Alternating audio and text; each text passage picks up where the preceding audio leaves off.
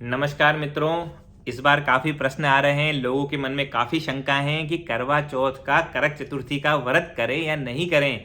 इस बार करवा चौथ 13 अक्टूबर 2022 को पड़ रही है, यानी कि गुरुवार को।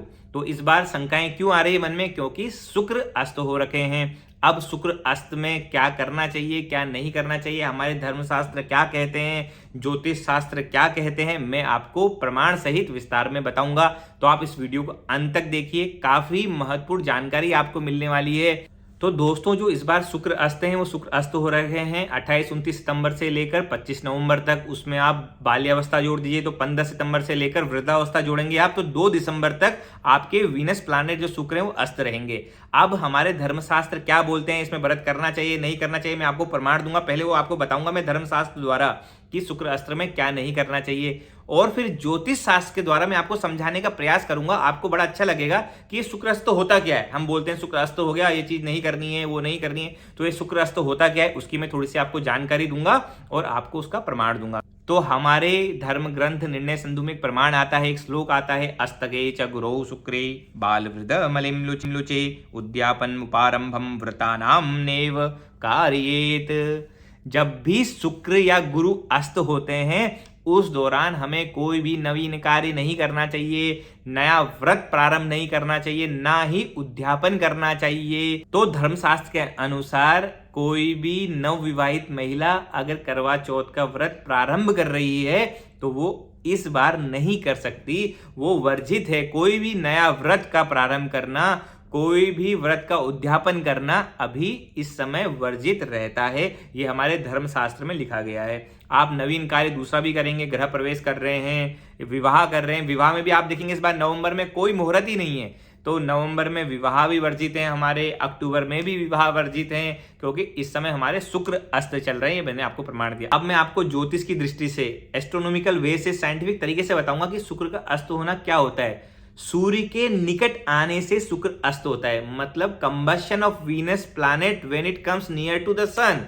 जो सन के करीब अगर 10 डिग्री के अंतर में शुक्र आ जाता है तो वो अस्त हो जाता है, वो अपनी आभा खो देता है। शुक्र की आभा इतनी तेज है, सन की आभा इतनी तेज है, जब शुक्र उसके करीब आता है तो वो शुक्र अपना सेल्फ खो देता है, इसलिए उसको बोलते हैं कंबस्ट हो गया, वो अस्त हो गया। ये है ज्योतिष साइंटिफिक तरीके से, क्योंकि 10 डिग्री के अंदर आएगा उसकी एनर्जी पूरी लुप्त हो जाएगी, टोटल जो एनर्जी होगी वो सन की एनर्जी चलेगी। अब जो वीनस की एनर्जी, वो क्या एनर्जी है? उसकी एनर्जी है लव, फैमिली, आर्ट्स, फाइनेंसेस।